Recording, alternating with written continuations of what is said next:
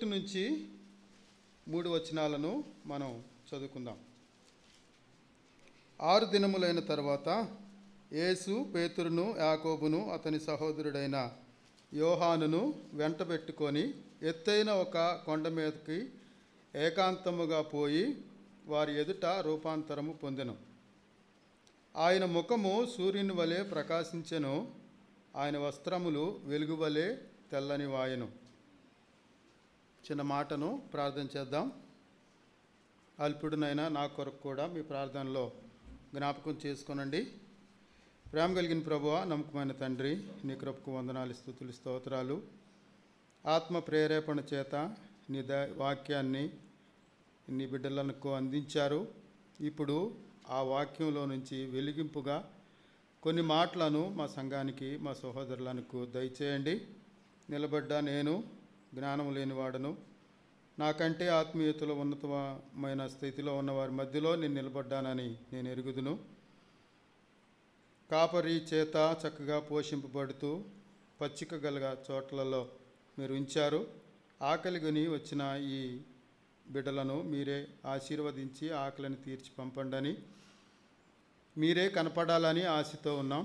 మీరే తృప్తిపరిచి పంపించండి అని ప్రార్థన చేస్తూ మా ప్రియుడు, మా రక్షకుడునైనా యేసుక్రీస్తు వారి నామం ద్వారా చదవబడిన ఈ వాక్యాన్ని వింటున్న మా సహోదరులను, నీ బిడ్డలను మీకు అప్పగించి వేడుకుంటున్నాం తండ్రి. ఆమేన్. చదవబడిన ఈ మాటలో పేతురును, యాకోబును, అతని సహోదరుడైన యోహానును యేసు ప్రభు వారు వెంట పెట్టుకొని ఎత్తైన ఒక కొండ మీదకు ఏకాంతముగా పోయి, ఈరోజు మనం ఆలోచిస్తున్న మాట ఏంటంటే ఏకాంతం అనే మాటను ఈరోజు మనం ధ్యానం చేస్తూ ఉన్నాం. మనం సేవకుని చేత వాక్యం చెప్పబడుతున్న ఈ సిరీస్లో సంబంధాల గురించినటువంటి మాటలను మనం వింటున్నాం. దేవునితో సంబంధం, సంఘంతో సంబంధం, ఒకరితో ఒకరి సంబంధం, ఇలాగా అనేక రకాలైనటువంటి ఆత్మతో మన సంబంధాలు వింటున్న ఈ సిరీస్లో దేవుడు నాకు అనుగ్రహించినటువంటి మరికొన్ని తలంపులను మీ ముందు పెట్టాలని ఆశతో నిలబడి ఉన్నాను. ఏకాంతంగా దేవునితో మనకున్న సంబంధం గురించినటువంటి కొన్ని మాటలు, కొన్ని విషయాలను మనం ధ్యానం చేసుకొని సమయానికి మనం ముగించుకుంటాం. ఈ విషయాన్ని మనం ఆలోచిస్తూ ఉండగా గతంలో కంటే ఇప్పుడు చాలా రకాలైనటువంటి సౌకర్యాలు పెరిగినాయి.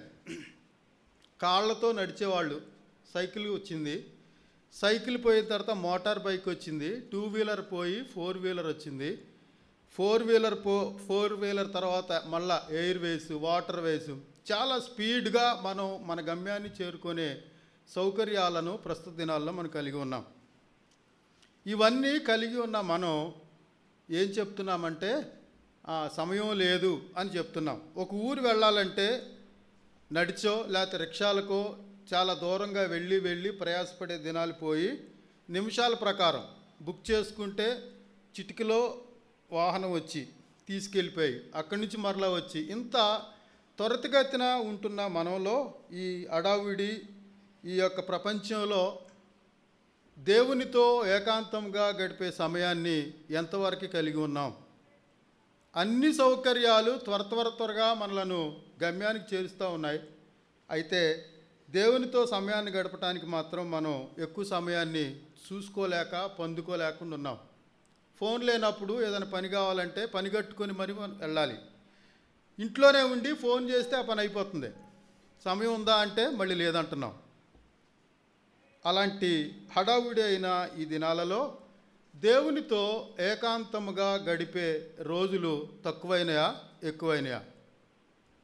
2025 సంవత్సరాల క్రితం లేకపోతే పాత నిబంధనలో ఇవన్నీ లేవు. కానీ వారికి ఒక ప్రత్యేకమైనటువంటి సమయం ఉందని మనం చదువుకుంటూ ఉన్నాం. ఇంత టెక్నాలజీ పెరిగిన ఈ దినాలలో దేవునితో మన సంబంధం ఏకాంతముగా ఎలా ఉంటుంది? అసలు ఏకాంతముగా సంబంధాలు గడిపే వారిలో పొందేటువంటి ఆ యొక్క ఆశీర్వాదాలను ఈరోజు మనం జ్ఞాపకం చేసుకుంటాం. ధ్యానపూర్వకంగా ఆలోచిద్దాం. ఎంత సమయాన్ని లేకపోతే ఎంత ఆశీర్వాదాలను, ఎన్ని గొప్ప ఆశ్చర్య సంగతులను మనం ఈ స్పీడ్ యుగంలో కోల్పోతున్నామో మనల్ని మనం అర్థం చేసుకోగలుగుతాం. ఏకాంతముగా ఉండటం ద్వారా ఇక్కడ సందర్భంలో వీరికి కలిగినటువంటి అనుభవాలను మనం జ్ఞాపకం చేసుకుంటాం. యేసు ప్రభు వారు శరీరధారిగా ఉన్న దినాలలో శిష్యులను ఏర్పాటు చేసుకొని ఒక ప్రత్యేకమైనటువంటి బోధలతో, ప్రార్థనలతో వారిని ప్రోత్సహిస్తూ, నడిపిస్తూ గురువుగా శిష్యులను తయారు చేస్తున్నాడు. 6వ అధ్యాయంలో ఎలా ప్రార్థన చేయాలి అని ఆలోచన చేస్తుంటే ఒక కొత్త పందాను వారికి నేర్పించాడు. దేవుడిని తండ్రి అని ఇంతవరకు ఎవరు పిలవలేదు. అదే మొదటి ప్రస్తావనగా మనం చూస్తాం. పరలోకమందున్న మా తండ్రి, దేవుడా, యెహోవా, భయంకరుడు అయిన దేవుడా, భీకరుడు అయిన దేవుడా, ఇట్లాంటి పేర్లతో ఆయనను సంబోధించిన సందర్భాలు మనం చూస్తాం. కానీ కొత్త నిబంధనలో యేసు ప్రభు వచ్చిన తర్వాత శిష్యులకు ఒక కొత్త పందాను, కొత్త ప్రవేశాన్ని దేవునితో కలిగించినట్లుగా మనం చూస్తూ ఉన్నాం.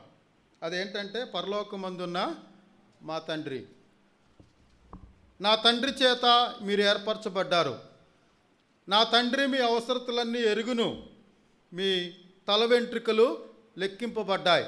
ఆ సందర్భంలోనే మీ తండ్రి, మీ తండ్రి, మీ తండ్రి అని చాలాసార్లు యేసుప్రభు వారితో చెప్పాడు. అయితే కుమారుడైన యేసుప్రభువుని వీళ్ళు చూశారు, కానీ తండ్రి అయిన దేవుని యొక్క మాట అయితే, తండ్రి ఆయన పేరు ఒకవేళ అప్పటి నుంచి ప్రార్థన చేయటంలో పరలోకమందున్న మా తండ్రి అని వీరు కూడా ప్రార్థన చేశారేమో, కానీ ఆ తండ్రి స్వరాన్ని మొదటిసారిగా విన్న సందర్భం ఇది. ఆ మాటని మనం చూస్తాం. చూడండి, అక్కడే 5వ అధ్యాయంలో వారు ఇంకనూ మాట్లాడుచుండగా ఇదిగో ప్రకాశమానమైన ఒక మేఘము వారిని కమ్ముకొనెను. ఇదిగో ఈయన నా ప్రియ కుమారుడు, ఈయన యందు నేను. యేసు ప్రభు వారు తండ్రి తండ్రి అని చెప్పాడే, కానీ తండ్రి ప్రత్యక్షత వీరికి ఎప్పుడు దొరికింది చెప్పండి? ఏకాంతంలోనా, సమాజంలోనా? ఏకాంతంలో. సంఘంగా మన సమయం ఉంది, కుటుంబంగా మన సమయం ఉంది, సమాజంగా మనం కూడుకునే సమయాలు ఉన్నాయి. ఏకాంతముగా ఆయనను కలుసుకునే సమయం ఎంత? అలా లేకపోతే దేవుని గురించినటువంటి నూతన ప్రత్యక్షతలను మనం అనుభవించలేం. వీరు దేవుని గురించినటువంటి సంగతులు జనసమూహంతో చెబుతుండగా విన్నారు, శిష్యులతో చెబుతుండగా విన్నారు. కానీ ఓ ప్రత్యేకమైన అనుభవాన్ని, తండ్రి స్వరం వినగలిగినటువంటి గొప్ప ఆశీర్వాదాన్ని వారికి ఏకాంతంలో దొరికినట్లుగా మనం చూస్తూ ఉన్నాం. ఆ అక్షరార్థమైన వాక్యాన్ని ఆత్మానుసారముగా మనకు అందించటంలో సేవకులు, దేవుని బిడ్డలు ఇక్కడి నుంచి సంఘముగా మనకు అందిస్తారు. ఈ వాక్యంలోని వ్యక్తులు వ్యక్తిగతంగా కలుసుకునే సమయం ఎక్కడ దొరుకుతుందంటే ఏకాంతంలో దొరుకుతుంది. మరలా చెప్తున్నాను, వాక్యాన్ని ఆత్మానుసారంగా మనందరికీ సమాజంగా అందిస్తారు. సపోజ్ ఒక దైవ భక్తుడి గురించినటువంటి మాట మనం విన్నామనుకోండి, వాక్యంలో ఎక్కడెక్కడ రాయబడింది, ఆయన పొందిన ఆశీర్వాదాలు, అవన్నీ మనకు వాక్యంలో నుంచి ఆత్మానుసారమైనటువంటి మాటలు సేవకుల ద్వారా, దేవుని బిడ్డల ద్వారా మనకు అందించబడతాయి. మంచిది. కానీ ఆ వ్యక్తిని వ్యక్తిగతంగా కలుసుకునే సమయం, ధ్యానం చేస్తే ఆయనే వస్తాడు, ఆయనే వ్యక్తిగతంగా మనకి కనబడి ఇంకా గొప్ప విషయాలు మనకు అందిస్తాడు. ఇది ఎలా బాబు, నువ్వు ఎలా చెప్పగలుగుతావు అంటారా?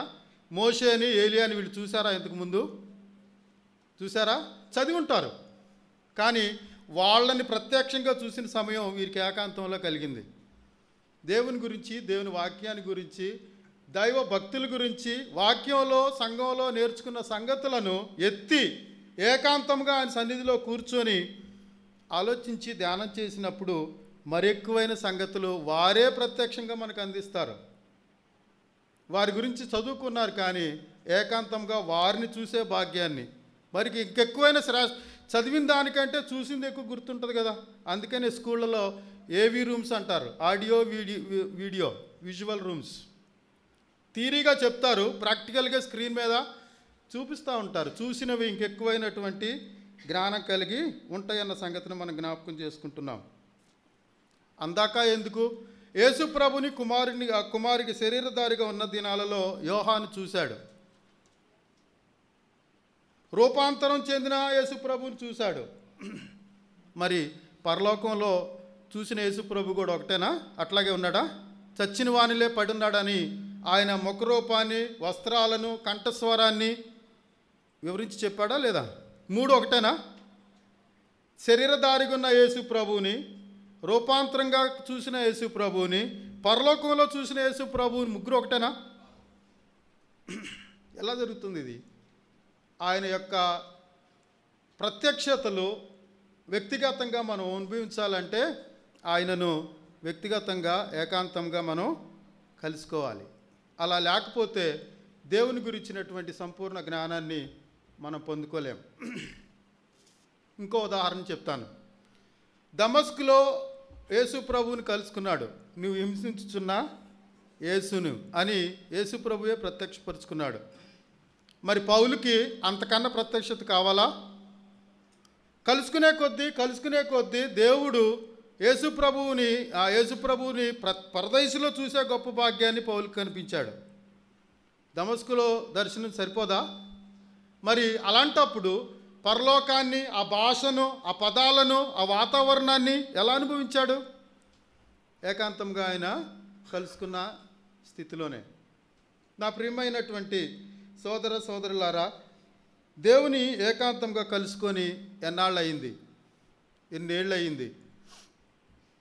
మనం చాలా రకాలైనటువంటి అనుభవాలను కలిగి ఉంటున్నాం, కానీ దేవునితో ఏకాంతమైనటువంటి అనుభవాన్ని అనుభవించి ఎన్ని సంవత్సరాలు అయింది? ఎంత సమయాన్ని మనం తీసుకొని ఆయన సన్నిధిలో మనం గడుపుతున్నాం అన్న సంగతిని ఇక్కడ అర్థం చేసుకోవాలి. ఎప్పుడో అక్షరార్థంగా పాత నిబంధనలో ప్రస్తావించబడిన మోషే గురించి చదువుకున్నారు, ఏలియా గురించి చదువుకున్నారు, వారి గురించి ప్రత్యక్షంగా చూస్తున్నారు ఏకాంతమైనటువంటి దర్శనంలో, అనుభవంలో. మాత్రమేనా? తండ్రి గురించి దేవుడు కొన్నిసార్లు చెప్పాడు. తర్వాత ఆయన మరణానికి సమీపమైన దినాలలో పరిశుద్ధాత్మ దేవుని గురించి కూడా చెప్పాడు యేసు ప్రభు వారే. అప్పటికి వాళ్ళకి సంపూర్తిగా అర్థం కాలేదు, కానీ ఇక్కడ ఆత్మదేవుని ప్రత్యక్షతను కూడా వీళ్ళు కలిగి ఉన్నారు. త్రిత్వత్వంలో ఉన్న 3 అనుభవాలను వీళ్ళు ఇక్కడ అనుభవించినట్లుగా చూస్తాం. కుమారుడైన యేసుక్రీస్తు వారితో సహసంబంధాన్ని కలిగి ఉన్నారు. తండ్రి అయిన దేవుని మాటను వాళ్ళు విన్నారు. ఆత్మదేవుని యొక్క ప్రత్యక్షతను కూడా మొదటిసారిగా అనుభవించారు. తర్వాత దేవుడు వారికి, యేసు ప్రభు వారు చాలాసార్లు చెప్పారు, కానీ అది అపోస్తలుల కార్యంలో దాని వాస్తవ రూపాన్ని వాళ్ళు పొందుకున్నారు. ఎన్నో రకాలైనటువంటి సందర్భాలు, లేకపోతే ఒక ప్రత్యేకమైనటువంటి ఒక దేవుని స్పర్శను వీరు అనుభవించినట్లుగా మనం ఇక్కడ చూస్తూ ఉన్నాం. శిష్యులందరూ 12 మంది అని మనకు తెలుసు, కానీ 3 వారికే ఈ గొప్ప అనుభవాన్ని కలిగి ఉన్నారు. సంఘంలో మనందరం ఉన్నాం, కుటుంబంలో, సమాజంలో అందరం ఉన్నాం. ఇది వ్యక్తిగతమైనటువంటి అనుభవం అంతే. నా కుటుంబం లేకపోతే నా సంఘం అది కాదు. 1 to 1, పర్సన్ టు పర్సన్ అనుభవాన్ని దేవుడు కోరుకుంటున్నాడు. శిలువ మీద దొంగ ప్రార్థించినప్పుడు, యేసు నీ రాజ్యమందు నా కుటుంబాన్ని జ్ఞాపకం చేసుకో, నా సంఘాన్ని జ్ఞాపకం చేసుకో అన్నాడా? ఏమన్నాడు? అప్పుడు దానికి యేసు ప్రభు ఏం రెస్పాన్స్ ఇచ్చాడు? నేడే నీవు. ఏం కనపడుతుంది దీనిలో మనకి? వ్యక్తిగతమైనటువంటి అనుభవం. సంఘంగా కూడి చేరువచ్చాం, మంచిదే. ఆరాధించాం, మంచిదే. అయితే ఆయనతో ప్రస్ఫుటముగా, ప్రగాఢముగా, కొట్టొచ్చినట్టు కనబడే సంబంధం ఏంటంటే వ్యక్తిగతమైనటువంటి సంబంధం. ఈ సంబంధాన్ని మనం లెక్క చేయకుండా సమాజమైనటువంటి సంఘపరమైనటువంటి ఆశీర్వాదాలు, మేలులు పొందుకోవచ్చు, కానీ దానికంటే ఉన్నతమైన శ్రేష్టమైన అనుభవాన్ని, దేవునితో వ్యక్తిగతమైనటువంటి ఏకాంతమైనటువంటి అనుభవాన్ని మనం కలిగి ఉండాలి అన్న సంగతిని వీరు జ్ఞాపకం చేస్తూ ఉన్నారు. అలాగే మత్తయి సువార్తలోనే 14వ అధ్యాయాన్ని మనం జ్ఞాపకం చేసుకుందాం. చూడండి, 14వ అధ్యాయంలో ఒక మాటను నేను మీకు చదివి వినిపిస్తాను. 14వ అధ్యాయము 13వ వచనాన్ని, యేసు ఆ సంగతి విని దోణి ఎక్కి అక్కడ నుండి అరణ్య ప్రదేశమునకు ఏకాంతముగా వెళ్ళాను. నేను మీకు ముందుగానే జ్ఞాపకం చేశాను, ఈరోజు మన ధ్యానం ఏకాంతముగా మన సంబంధం అన్న సంగతిని. అయితే ఏ సంగతి విని ఆయన ఏకాంతానికి వెళ్ళాడు? పైనే ఉంది చూడండి. అంతటా యోహాను శిష్యులు వచ్చి శవమును ఎత్తుకొని పోయి పాతిపెట్టి యేసునొద్దకు వచ్చి తెలియచేశారు, అయ్యా, బాప్తిస్మం ఇచ్చు యోహాను మా బోధకుడు పట్టబడ్డాడు, జైల్లో వేయబడ్డాడు, మీకు తెలుసు కదా. అవును.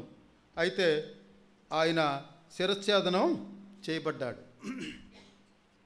ఇప్పుడే ఆయన పాతి పెట్టేసి మేము వచ్చి నీకు ఈ విషయం తెలుసో తెలీదో అని చెబుతున్నామయ్యా అని ఆయన శిష్యులు చెప్పారు. యేసు ఆ సంగతి విని దోణి ఎక్కి అక్కడ నుండి అరణ్య ప్రదేశమునకు ఏకాంతముగా, కుటుంబంలో బంధువులలో ప్రీతిపరమైన వారు మరణిస్తూ ఉంటారు. ఈ అనుభవం ప్రతి వారికి ఉన్నదే. ఇలాంటి దుఃఖకరమైనటువంటి సమయంలో మనం ఆ సహోదరుడు వచ్చాడా, ఈ సహోదరుడు వచ్చాడా, ఈ బంధువులు వచ్చారా, ఆ బంధువులు వచ్చారా, లేకపోతే మరొక చోటకి ఈ ఈ ఇంట్లో ఉన్నంతసేపు, ఈ వీధిలో ఉన్నంతసేపు ఆ మరణ ఛాయలే, ఆ మరణమైనటువంటి పరిస్థితులే ఉంటాయని ఆ కార్యక్రమాలన్నీ అయిపోయిన తర్వాత పూర్వీకులు ప్రస్తుతానికి కూడా వీళ్ళందరూ కలిసి ఒక ఫ్యామిలీ ట్రిప్ లాగా వెళ్ళిపోతారు. కారణం ఏంటి? ఈ మరణాన్ని, ఈ బాధను, దుఃఖాన్ని ఆ దూర ప్రాంతానికి వెళ్ళినాక ఆ పరిస్థితులన్నీ మనలను మరిపింపజేస్తాయి అని రకరకాలుగా సినిమాలకు వెళ్ళేవాళ్ళు సినిమాలకు వెళ్ళొచ్చు, టూర్కి వెళ్ళేవాళ్ళు టూర్కి వెళ్ళొచ్చు, విహారయాత్రలు అంటారు. ఎందుకని? వారున్న ఆ దుఃఖకరమైన పరిస్థితి నుంచి బయటపడటానికి చేసే ప్రయత్నాలు. అయితే మనుషులను ఆశ్రయించో లేకపోతే వస్తుపరమైనటువంటి ఆనందాన్నో ఈ సమయంలో పొందుకుంటే అది ఉన్నంతకాలమే అలా ఉంటారు, మరలా సేమ్. ఇలాంటి దుఃఖకరమైన పరిస్థితులలో, ఏడిపించే పరిస్థితులలో యేసుప్రభు వారు చూపించే ఓ చక్కని మాదిరికరమైన సంగతి ఏంటంటే, ఆయన మరెవరి దగ్గరకో వెళ్ళలేదు, ఎవరో వచ్చి నన్ను ఆదరించాలని కూడా ఆయన కోరుకోలేదు. ఏం చేశాడు చెప్పండి? ఏకాంతానికి వెళ్ళాడు. దేనికి వెళ్ళాడు? యోహాను బాప్తిస్మం ఇచ్చి యోహాను తర్వాత నేనే నెక్స్ట్ ఛాన్స్ భయపడిపోయి దాక్కోవటానికి వెళ్ళాడా? ఆయన సమయం రాకముందు ఆయనని ఎవరో పట్టుకోలేరని ఆయనకి తెలుసు. మరి దేనికి వెళ్ళాడంటే, ఇదిగో ఇలాంటి పరిస్థితులు మీ కుటుంబంలో, మీ సంఘంలో, లేకపోతే మనందరికీ జరుగుతాయి. ఎవరెవరినో ఆశ్రయించటం ద్వారా మీరేమీ ఆదరణ పొందలేరు. Come to me, get piece. అది ఆయన ఉద్దేశం. ఏకాంతంగా నా దగ్గరికి రండి, నేను మిమ్మల్ని ఆదరించి పంపిస్తాను. ఎన్నోసార్లు దుఃఖపడిన సందర్భాలు ఉన్నాయి కాదు. ఎందుకు జరిగింది? ఇలా జరగకుంటే బాగుండు కదా అని చాలాసార్లు ప్రశ్నించుకున్నాం కాదు. ఇంతకంటే ముందు ఏం చేయాలంటే, ఆయనను ఏకాంతంగా కలుసుకున్నప్పుడు దేవుని యొక్క, పరిశుద్ధాత్ముని యొక్క ప్రత్యేకమైనటువంటి లక్షణం ఏంటంటే, ఆయన ఆదరణకర్త, ఆదరించే దేవుడు. ఇంతకాలం కాపాడినా ఆయనే పంపించాడు, ఆయనే జతపరుస్తాడు, ఆయనే తీసుకెళ్ళిపోతాడు, అంతే. దీనికి ఎవరో అతీతులం కాదు, ఎవరైనా ఒకటే. కృపమాంటి గారు చనిపోయిన బాడీని ఇక్కడే పెట్టుంటే జూపూడి మీటింగ్లలో డేట్ అన్నయ్య ఆల్రెడీ ఇచ్చింటే తమ్ముడికి చెప్పొచ్చు, సన్నీకి, తమ్ముడు నేను రాలేనులే, చూస్తున్నావు కదా, తెలుసు కదా నీకు, వచ్చే బంధువులు లేకపోతే సేవకులు చాలామంది దర్శించడానికి వస్తున్నారు, నేను ఇక్కడ లేకుండా ఉంటే బాగోదు, నువ్వు ఇంకొకరిని అడ్జస్ట్ చేసుకో అంటే సరేనన్నా అని ఇంకొకరిని ఆ మీటింగ్ పంపొచ్చు. లేదు అన్నయ్య ఫోన్ చేసి పలానా సేవకులు మీరు అక్కడికి వెళ్ళండి, నేను ఈ పరిస్థితిలో ఉన్నాను అని అన్నయ్య కూడా చేయొచ్చు. కానీ ఆ బాడీ ఇక్కడే ఉంది, నేను ఇచ్చిన మీటింగ్కి నేను అటెండ్ అవ్వాలని ఏం చేశారు? ఆయన వెళ్ళటం మనందరం చూడలేదా? దేవుని ఆదరించటం ఎలాగో, దేవుడు ఎలా ఆదరించాడో మనం ఎరిగిన తర్వాత ఇతరులను ఆదరించడం ఎలాగో మనం తెలుసుకోగలుగుతాం. అంతటి దుఃఖకరమైనటువంటి సమయంలో ఆ దుఃఖాన్ని దిగమింగుకొని వాక్యాన్ని చెప్పి ఆ సంఘాన్ని ఆదరించి తిరిగి వచ్చిన తర్వాత ఆ దేవుని యొక్క ప్రత్యేకమైనటువంటి కృపను మనం చూడగలుగుతాం. అదే సంగతిని ఇక్కడ కూడా మనం చూస్తాం. చూడండి, ఏకాంతంగా వెళ్ళాడు. వెళ్ళి ఏం ప్రార్థన చేశాడో మనకు తెలియదు, కానీ ఒక గొప్ప శక్తిని ఆయన పొందుకున్నాడు. చూద్దాం, చూడండి అక్కడే 14వ వచనాన్ని. ఆయన వచ్చి ఆ గొప్ప సమూహమును చూచి వారి మీద కనికరపడి వారిలో రోగులైన వారిని, ఆయనే పుట్టెడు దుఃఖంలో ఉన్నట్టుగా ఉంటే ఇతరులకు ఆదరించినవాడు. ఏకాంతముగా సమయాన్ని గడిపాడు, శక్తిని పొందాడు, ఏకాంతముగా వారిని స్వస్థపరిచే గొప్ప కార్యాన్ని చేశాడు. కనికరాన్ని, దేవుని కనికరాన్ని ఆయన పొందాడు. ఆ కనికరం ప్రజలపైన చూపించాడు. వారికి ఆయన ఆదరణగా మారాడు. రోగులైన వారిని చూచి స్వస్థపరిచాడు. నేనే దుఃఖంలో ఉన్నాను రా బాబు, నా దగ్గరికి వచ్చారేంటి మీరు అనలేదు ఆయన. రండి, మీరు కాపరు లేని గొర్రెలు, మీ పైన నేను కనికరాన్ని చూపుతాను, నేను దేవుడు నన్ను ఆదరించిన విధానాన్ని మీ దాకా తీసుకొస్తాను అని వారిని ఆదరించి స్వస్థపరిచి పంపించాడు. ఇలా ఏకాంతంగా వెళ్ళకపోతే, మనుషులను ఆశ్రయిస్తే, మనుషుల ద్వారా మనం బలాన్ని పొందితే వాళ్ళు వెళ్ళిపోగానే మనం దుఃఖపడిపోతాం. మళ్ళా ఇతరులకు ఎవరిని ఆదరించలేని స్థితిలో మనం ఉంటాం. ఈ సంగతిని ఇక్కడ ఆయన చెప్తున్నాడు. విశ్వాసులమైన మనము ఇంతటి దుఃఖకరమైనటువంటి పరిస్థితిలోనికి వెళ్ళాలనే కోరుకోం, కానీ అది తప్పనిసరిగా వెళ్ళాల్సిన పరిస్థితే ఏదో ఒక రోజున. అలాంటి స్థితిలో మనం చేయాల్సిన పని ఏంటి? ఆయనను ఏకాంతముగా కలుసుకోవాలి. ఇది ఆయన చూపించిన మాదిరి. ఆయనను ఏకాంతంగా కలుసుకొని బలాన్ని, శక్తిని పొంది దాని ద్వారా ఇతరులను ఎలా ఆదరించాలో మనం చెప్పగలుగుతాం. నేను చూడు, మా ఇంట్లో ఇంత గొప్ప సంగతి జరిగింది, ఇంత భయంకరమైన సంగతి జరిగింది, నేను దుఃఖంలో ఉన్నాను, అయితే నేను ఆయనను ఏకాంతంగా కలుసుకున్నాను, ఆయన నన్ను ఆదరించాడు అని ఇంకా ఎవరైనా అలాంటి స్థితిలో ఉంటే వారికి ఆదరణకరమైన సంగతులను అందించగలుగుతాం. ఎప్పుడు? మనం పొందుకున్నప్పుడు. ఈయన అదే చేశాడు. ఇంకో సంగతిని మనం ఆలోచిద్దాం. ఇట్లా దుఃఖకరమైన స్థితిలో దిగజారిపోయినప్పుడు, మానసికంగా మానసికంగా ఎవరు లేని స్థితిలో, దుఃఖంలో, నిట్టూర్పులో ఉన్నప్పుడు యేసు ప్రభు వారు చేసిన సంగతి చాలా మాదిరికరమైన సంగతి. ఏకాంతముగా వెళ్ళాడు.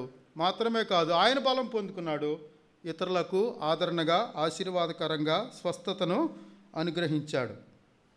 ఇదే సంగతిని మనం ఆలోచిస్తూ ఉంటే 17వ అధ్యాయంలో 19వ వచనం చూద్దాం. చూడండి, 17, 19. తరువాత శిష్యులు ఏకాంతముగా యేసునొద్దకు వచ్చి మేము ఎందుచేత దాన్ని వెళ్ళగొట్టలేకపోతున్నామని అడిగారు. అవును. అందుకు ఆయన, మీ అల్ప విశ్వాసము చేతనే, మీకు ఆవగింజంత విశ్వాసం ఉండి నేడల ఈ కొండను చూచి ఇక్కడ నుండి అక్కడికి పొమ్మనగానే అది పోవును. మీకు అసాధ్యమైనది ఏది ఉన్నదని నిశ్చయముగా మీతో చెప్పుచున్నాను. చాలు. మనం చూస్తే యేసు ప్రభు వారిని వీళ్ళు ఏకాంతంగా ఎందుకు కలుసుకున్నారు? ప్రభువా, మేము ఎందుకు ఓడిపోయాం? మనం ప్రయత్నాలు చేసిన అన్నిట్లో జయాన్ని పొందగలుగుతామా?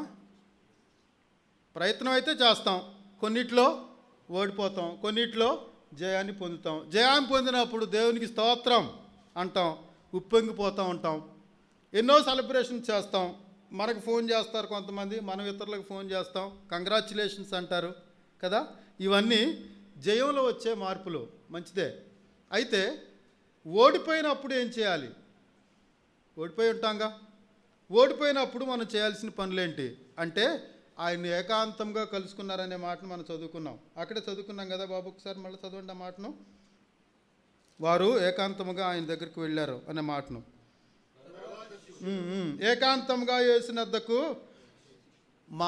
మేము ఎందుకు చేయలేకపోయాం ప్రభువా? నీతోనే ఉన్నాం కదా, ఎందుకు చేయలేకపోయాం? మనం ఏంటో, మన బలహీనతలు ఏంటో, మన బలాలేంటో మనకు బాగా తెలుసు. దేవునికి కూడా తెలుసు. నేను ఏ ఏరియాలో బలవంతుణ్ణి, ఏ ఏరియాలో బలహీనుణ్ణి. ఎందుకని మేము ఫెయిల్ అయ్యాం? ఎవరెవరినో ఆశ్రయిస్తే ఫెయిల్ అయినప్పుడు సహజంగా మన ఎదుట లైట్గా తీసుకో బ్రదర్, ఇట్లాంటివి జరుగుతాయిలే బ్రదర్ అని అన్నా తర్వాత మనలను చూసి నవ్వుకునే వాళ్ళే ఎక్కువ ఉంటారు. దేవుణ్ణి ఆశ్రయించినప్పుడు మా లోపం ఏంటి ప్రభువా, ఎక్కడ జరిగింది, ఎందుకు ఇలా జరిగింది అని వాళ్ళు అలాగన అడిగినప్పుడు దేవుడు వారి లోపాన్ని గమనించాడు, చెప్పాడు, ఇదిగో ఇది కారణం. ఇన్ని సంవత్సరాలుగా మనం చాలా విషయాలలో, కొన్ని విషయాలలో మాటికి ఓడిపోతూనే ఉంటాం, గెలవలేని స్థాయిలో ఉంటాం, స్థితిలో ఉంటాం. ఏం చేస్తాం, చివరిగా ఇంతేలే, ఇది మనల్ల కాదులే అని అనుకుంటాం. కానీ చేయవలసిన పనేంటి? ఏకాంతంగా ఆయనను కలుసుకోవాలి. ఒక లిస్ట్ రాసుకుందాం. ఏవి నన్ను ఓడిస్తున్నాయి, ఏ విషయంలో నేను బలహీనపడుతున్నాను, ప్రభువా దీని విషయంలో నేను ఎందుకు గెలవలేకపోతున్నాను చెప్పు, నేనేం చేయాలో చెప్పు. ఎప్పుడైనా ప్రయత్నం చేసామా? చేసుంటే ఖచ్చితంగా దాని విషయంలో జయాన్ని పొందుతాం మనం. వీరికి చెప్పిన మాట ఏంటి? ఆ విశ్వాసం. మనకు వేరే కారణం అవ్వచ్చు, అదే అవ్వచ్చు. మెట్టుకు విషయం అయితే ఆయనని సంప్రదించినప్పుడు ఏ కారణం చేత ఓడిపోయామో అర్థమైపోతుంది. ఒక మ్యూజిక్ నేర్చుకునే స్టూడెంటు ఒక కష్టమైన బీట్ని గురువుగారు వేసినప్పుడు క్లాస్ మొత్తానికి ఒకటే బీట్ చూపిస్తాడు. కొంతమంది వెంటనే పట్టేసుకుంటారు, కొంతమందికి అర్థం కాదు, కొంతమంది వెళ్ళిపోతారు, పోతే పోయిందిలే ఏముంది తలకాయ నొప్పి అని. అయితే నిజంగా ఆసక్తి కలిగిన వాళ్ళు ఆ గురువుగారిని ఏం చేస్తారు? మళ్ళీ వెళ్ళి, సార్ ఉదయం చెప్పిన క్లాస్ నాకు అర్థం కాలేదండి, ఇంకొకసారి చూపించండి, దాన్ని పార్ట్లుగా విడగొట్టి నాకు చెప్పండి, నేను దాన్ని రాసుకుంటాను, సాధన చేస్తాను అని నేర్చుకున్న స్టూడెంటు ఆ రాగాన్ని తప్పుగా వాయిస్తాడా? ఎందుకని? వ్యక్తిగతంగా వెళ్ళాడు, నేర్చుకున్నాడు. అది నేర్చుకున్న విద్యార్థి గురువుగారు రాకముందే వచ్చేస్తాడు, ముందుగానే, సార్ నేను చెప్పిన పాట నాకు వచ్చేసింది. మిగతా వాళ్ళు ఏం చేస్తారు? అది కష్టంలేండి, అది అనుభవంలో వస్తుంది, తర్వాత ఎప్పుడో నేర్చుకోవచ్చు, ప్రాక్టీస్ మీద వస్తుంది అన్నారుగా గురువుగారు, తర్వాత చూద్దాంలే అన్నాడుగా, ముందు ఈజీ అయిన పాఠాలు నేర్చుకుందాంలే అనుకుంటారు. కానీ ఈ నేర్చుకున్న ఆయన గురువుగారి కంటే ముందు వచ్చి సాధన చేస్తూ నేను చెప్పిన పాఠం నేర్చుకున్నాను గురువుగారు అంటాడు. బలహీనతలు తెలిస్తే, ఆ సీక్రెట్ ఏంటో తెలిస్తే, దాని యొక్క ఎలా జయించాలో తెలుసుకున్నప్పుడు ఆ సంతోషం వేరుగా ఉంటుంది. పెద్ద ఇల్లు, పెద్ద ద్వారం, తాళం కప్ప, తాళానికి ఉండే హోల్ ఎంత? చిన్నది. ఆ చిన్న హోలు తాళాన్ని మనం మర్చిపోయి ఉంటే ఈ పెద్ద ఇంట్లోకి ప్రవేశం వస్తుందా? అంతే. సీక్రెట్. ఏ విషయాల్లో బలహీనపడుతున్నామో చిన్నదే అది, కానీ లోపలికి మనం ఎంటర్ కాకుండా దాన్ని మనల్ని ఆపివేస్తుంది. ఆ బలహీనత ఏంటో ఆయనని అడిగితే అర్థమైద్ది. అర్థమైనప్పుడు విశాలమైన ప్రవేశంలోనికి మనం వచ్చి ఆయనను ఇంకా కనుగొనగలుగుతాం. ఏకాంతముగా వెళ్ళి వాళ్ళు ఏం చేశారు? వాళ్ళ బలహీనతలను తెలుసుకున్నారు, సరిచేసుకున్నారు. ఈ బలహీనతలు ఎప్పుడు మళ్ళీ వాళ్ళకి రాకుండా చూసుకున్నారు.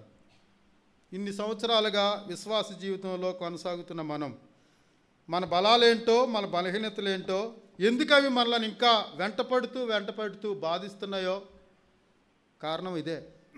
సమయం లేదనో, ఆయన ఏకాంతంగా కలుసుకోలేక, లేకపోతే ఇది నేను జయించాలనే పట్టుదల లేక వదిలేసి, పోన్లే మళ్ళీ బుధవారం చూసుకుందాం, మళ్ళీ ఆదివారం చూసుకుందాం అన్నట్లుగా ఉండిపోయారు. గుండె మీద చేసుకుని చెప్దాం, మనకి ఏ బలహీనతలు లేవంటారా? ఉన్న బలహీనతలన్నింటినీ జయించామంటారా? అయితే సీక్రెట్ ఏంటంటే ఆయనను ఏకాంతంగా కలుసుకొని ఈ రోజు నుంచి మనలను ఏడిపిస్తున్న ఆ బలహీనత నుంచి తప్పించబడటానికి ప్రయత్నం చేద్దాం. రండి, నన్ను అడుగు, నీకేం కావాలో నేను ఇస్తాను. ఏ విషయంలో నువ్వు బలహీనపడుతున్నావు? ఏ నీకు అర్థం కాలేదు? ఏ టెక్నాలజీ నీకు తెలియట్లేదు? సృష్టించింది నేనే, జ్ఞానం నా దగ్గరే ఉంది. కమ్ అండ్ లెర్న్ ఫ్రమ్ మీ అని దేవుడు మనకి చెబుతున్నాడు. మరొక సందర్భాన్ని మన జ్ఞాపకం చేసుకుందాం. మార్క్స్ వార్త 7:33. మార్క్స్ వార్త 7:33లో ఒక మాటను మనం చదువుకుందాం, చూడండి. సమూహములో నుండి ఆయన వారిని ఏకాంతమునకు తోడుకొని పోయి వారి చెవులలో తన వ్రేళ్లు పెట్టి ఉమ్మివేసి వారి నాలుక ముట్టి ఆకాశం వైపు కన్నులెత్తి నిట్టూర్పు విడిచి ఎఫ్ఫాతా అని వారితో చెప్పెను. ఆ మాటకు తెరవబడమని అర్థం. అర్థం. చాలు తమ్ముడు. సమూహంలో నుండి ఆయన వానిని ఏకాంతమునకు తోడుకొని పోయి. ఇక్కడ స్వస్థత పొందిన ఒక మనిషిని మనం చూస్తూ ఉన్నాం. జనసమూహంలోనికి వచ్చాడు, అందరిలో ఉన్నాడు, గలిబిలిగా ఉంది. ఆయనను కలుసుకునే సమయం లేకుండా పోయింది. కేకలేస్తున్నాడేమో ఈ గందరగోళంలో, ఈ జనసమూహాల శబ్దాలలో ఆయన స్వరం వినపడట్లేదేమో. నువ్వు ఇక్కడ కాదు, రా ఏకాంతానికని పక్కకి తీసుకెళ్ళిపోయి దేవుడు ఆయనను స్వస్థపరిచాడు. ఏ ఇంట్లో రోగం లేదో చేయెత్తుదామా? మా ఇంట్లో ఒక్క రోగం కూడా లేదు, నా ఒంట్లో ఒక్క రోగం కూడా లేదు. దేనికి ప్రభువా? ఎందుకని? ఇంతకాలంగా నేను నిన్ను ఆరాధిస్తున్నాను కదా, ఇంతకాలంగా నీ సన్నిధిలో నేను విశ్వాసగా ఉన్నాను కదా, ఈ రోగం నుంచి నేను ఎందుకు సంపూర్తిగా బయటపడలేకపోతున్నాను చెప్పవా అంటే ఆయన స్వస్థతను మనకు అందిస్తాడు. నాతో సమయం గడుపు. పాటలు పాడుకుంటున్నాం మనం, నా గాయాలలో నీకు స్వస్థత ఉందని. 53వ అధ్యాయంలో యెషయా గ్రంథంలో ఆ వాక్యాన్ని ఎత్తి మరీ చెబుతాం. స్వస్థత నాకు కావాలి. అవును, ఎప్పుడు కావాలి? ఎప్పుడు ఇస్తాడు ఆయన? ఏకాంతముగా తోడుకొని పోయి. ఇంట్లో ఉన్నా, సంఘంలో ఉన్నా, ఉద్యోగంలో ఉన్నా, సమాజంలో ఉన్నా ఆయనను ఏకాంతంగా కలుసుకునే సమయాన్ని కలిగి ఉన్నామా? ఏ బస్సు ఎక్కెళ్ళాలి? ఏ ట్రైన్ ఎక్కెళ్ళాలి? ఫ్లైట్ ఎక్కెళ్ళాలా? డబ్బులు లేవని చెప్పొచ్చా? ఆయన ఏకాంతంగా కలుసుకోవడానికి ఏ ప్రయాణం చేయాల్సిన పని లేదే. చిన్న గదైనా, మురికిళ్ళైనా, ఇరికిళ్ళైనా కూర్చో. డాక్టర్ దగ్గరికి వెళ్తున్నాం కదా, ఎంతోమంది సలహాలు చెప్తే చేస్తున్నాం కదా. Why can't we try Lord Jesus? ఆయనను అడుగుదాం, ఏకాంతంగా అడుగుదాం. ప్రభువా, ఈ బలహీనత, ఈ స్వస్థత నాకెందుకు రాదు? 2 రకాలైనటువంటి జవాబులు. నువ్వు ఏకాంతంగా ఉంటే ఈయనలాగా ఒక నిట్టూర్పు విడిచి స్వస్థపరిచన్న పంపిస్తాడు. లేదా డోంట్ వరీ, నా కృప నీకు చాలన్నా చెప్తాడు. చాలు కదా, చాలే ప్రభువా, రోగం నాకు తగ్గిపోయినా పర్వాలేదు, కానీ నీ కృప మాత్రం నాకు తగ్గించొద్దు. ఈ 2 ఆన్సర్లు తెలిసిన వాళ్ళు బాధపడతారా? స్వస్థత రాలేదని అంటారా? ఏకాంతంగా ఆయనను కలుసుకున్నప్పుడు స్వస్థతను ఆయన ఇస్తాడు. వినకూడనవి వినకుండా మూసివేసుకున్నటువంటి, వినాల్సినవి వినకుండా మూసివేసినటువంటి చెవులను ఆయన తెరుస్తాడు. మాట్లాడాల్సినవి మాట్లాడకుండా బంధింపబడిన నోరును ఆయన తెరుస్తాడు. నడవవలసినట్లుగా నడవకుండా కట్టిపడేసినటువంటి కాళ్ళను, మార్గాలను ఆయన తెరుస్తాడు. ఆయన తెరిచే దేవుడు. ఎఫ్ఫతా అనే మాటకు ఏంటి అర్థం? తెరవబడును. హృదయంలోనికి వాక్యం వెళ్లకుండా మూసుకుపోయిన ద్వారాలను తెరుస్తాడు. నిట్టూర్పు విడిచాడు. ఎప్పటి నుంచో చూస్తున్నాను నువ్వు వస్తావని. నిట్టూర్పు అంటే అది. ఇప్పటికొచ్చావు, ఎంతకాలంగా వీని బాధిస్తావు, బంధిస్తావు, గో అన్నట్లుగా నిట్టూర్పు విడిచి ఆయనను ఏం చేశాడు? స్వస్థపరిచి పంపించాడు. సమయం గడుపుదాం ఆయనతో. తిరగలేకపోతున్నాం ప్రభువా, బిల్లులు కట్టలేకపోతున్నాం ప్రభువా, ఎక్కడికి వెళ్ళినా ఏమి లేదంటున్నారు కానీ స్వస్థత మాత్రం రావట్లేదు ప్రభువా. ఈరోజు నుంచి నీ సన్నిధిలో నేను గడుపుతాను. 2 రకాలైన జవాబులు నాకు దయచే. స్వస్థపరిచన్నా పరచు, నా హృదయంలో నెమ్మదినైనా దయచే. పౌలు అలాగే ప్రార్థన చేశాడు. ఆకాశం వైపు కన్నులెత్తి నిట్టూర్పు విడిచి ఎఫ్ఫతా అని వానితో చెప్పాను. మూయబడిన ద్వారాలు మన ఇంట్లో, మన ఒంట్లో, మన పరిస్థితులలో చాలా రకాలుగా, ఉద్యోగపరంగా మూయబడిన ద్వారాలు, సంబంధాల పరంగా మూయబడిన ద్వారాలు ఎన్నో క్లోజ్ చేయబడ్డాయి. ఆయన సన్నిధిలో గడిపినప్పుడు ఆయన దానిని తెరచి దానిలో నింపి పంపించే దేవుడు. ఏకాంతంగా కలుసుకొని ఎన్నేళ్ళు అయ్యింది ఆయనను కలుసుకొని ఇలాంటి స్వస్థతను పొందుకొని లేదా జవాబును పొందుకొని ఆయనను పంపాలని కోరుకుంటున్నాడు. ఆయనను వేడుకున్న వారందరూ ఎలాంటి వాళ్ళు తెలుసా? అసలు పరిచయం లేని వాళ్ళు, దారిని పోని దాని అంటారే అలాంటి వాళ్ళు వచ్చి అడిగ్గాని చేసేసాడు ఆయన. విశ్వాసులమైన మనకు, బాప్తిస్మం పొందిన మనకు, ఆరాధన చేస్తున్న మనకు, ఆయన చేతులలో చెక్కుకున్న మనకు, స్వాస్థ్యమైన మనకు చేయకుండా వదిలేస్తాడా? మరేంటి కారణం? ఇదేనేమో. ఆలోచన చేసుకొని ఆయన సన్నిధిలో ఏకాంతాన్ని కలిగి ఉందాం. ఉదయమా, మధ్యాహ్నమా, సాయంత్రమా, నీకు అనుకూలమైన సమయం, నాకు అనుకూలమైన సమయం, మెట్టుకు ఆయనను కలుసుకునే ఒక గొప్ప మధురమైన సమయాన్ని మనం కలిగి ఉండాలి. మరొక మాటను మనం ఆలోచించేద్దాం. యోహాను సువార్తలోనే 20వ అధ్యాయంలో మత్తయి సువార్తలో 20వ అధ్యాయంలో మత్తయి సువార్త 20వ అధ్యాయంలో ఓ మాట మనం చూద్దాం. చూడండి 17వ వచనాన్ని. యేసు యెరూషలేమునకు వెళ్ళనై ఉన్నప్పుడు ఆయన 12 మంది శిష్యులను ఏకాంతంగా తీసుకొని పోయి మార్గమందు వారితో ఇట్లానే ఎలా తీసుకెళ్ళిపోయాడు? వారిని ఏకాంతంగా తీసుకెళ్ళాడు. ఏం చెప్తున్నాడు వాళ్ళకి? ఈ అధ్యాయంలో మనం చూస్తే వారు పొందబోయే పరిస్థితులు, ఇదిగో ఈ పరిస్థితుల్లో గుండా మీరు వెళుతున్నారు, మీరేం మాట్లాడాలో నేను అందిస్తాను, మీరు ఎవరి మధ్య నిలబడబోతున్నారో నాకు తెలుసు, మీరు చెదరగొట్టబడే పరిస్థితులు రాబోతున్నాయి, భయం పరిస్థితులు మీకు రాబోతున్నాయి. అందుకే వారిని ముందుగానే సిద్ధపరిచాడు. వాళ్ళు ఇంకా యేసు ప్రభుతోనే ఉండగా రాబోయే సంగతులు వారికి చెప్పాడు. ఇంకా సంగతులు ఏంటి? రాకడ గురించినటువంటి సంగతులు చెప్పాడు. అప్పటికి వాళ్ళు వెళ్ళిపోయారు. ఇప్పటికి కూడా ఇవి జరగలేదు. కానీ వాళ్ళు బ్రతికుండగానే ఆయన ఎప్పుడు వస్తాడో, ఎలా వస్తాడో, ఏ పరిస్థితుల గుండా వస్తాడో, అప్పుడు సూచనలు ఏంటో చెప్పేశాడు. 2025 సంవత్సరాల క్రితం జరగబోయే సంగతులు శిష్యులకు చెప్పాడు ఆయన. ఇప్పుడు జరుగుతున్నాయా? భూకంపాలు జరుగుతున్నాయా? కరువు పరిస్థితులు జరుగుతున్నాయా? యుద్ధాలు జరుగుతున్నాయా? ఎవరికి చెప్పిన మాటలు ఇవి? ఎప్పుడు? భవిష్యత్తు గురించినటువంటి భయం మనలో ఉంది కదూ. నాకేమీ లేదని మనం చెప్పలేం.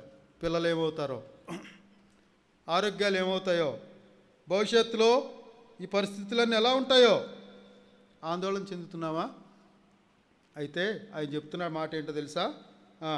మీకు ఎలా జరుగుతుందో మీరు కలవరపడబాకండి, మీరు నిశ్చింతగా ఉండండి, ఏమి జరగాలో అవి జరుగుతాయి, దాని గురించి మీరేమీ వరి అవ్వాల్సిన పని లేదు.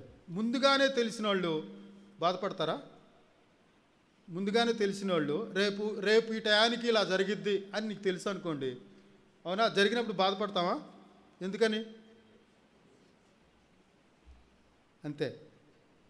ప్రభు మనకు తన ప్రత్యక్షతతో అందిస్తాడు. ఆ శాంతిని, ఆ సమాధానాన్ని, ఎదుర్కోపోయే కలవరాన్ని తప్పించే మార్గమన్నా చూపిస్తాడు. లేదా నువ్వు ఎలా మాట్లాడాలో, ఎలా దానిలో నుంచి తెలివిగా బయటపడాలో ఆయనే చూపిస్తూ ఉంటాడు. భవిష్యత్తును గందరగోళంగా కలిగిన వారు ఆయనను ఆశ్రయించి ఎంతో మేలుని పొందిన వారు ఉన్నారు. దైవజనుడా, నా యజమానుడు నీ దగ్గరే శిష్యరకం చేశాడు, అర్ధాంతరంగా చనిపోయాడు, అప్పులోళ్ళు వచ్చారు, బిడ్డలు తీసుకెళ్ళిపోతున్నారు, ఏం చేయాలో తెలియట్లేదు, సహాయం చేయవా అని అడగ్గా, మీ భర్త ఏదో నా దగ్గర ఉన్నాడు కానీ నీకు నాకు సంబంధం లేదు, నీ కుటుంబంతో నాకు సంబంధం లేదు, వెళ్ళిపో అన్నాడా? ఏముంది నీ ఇంట్లో?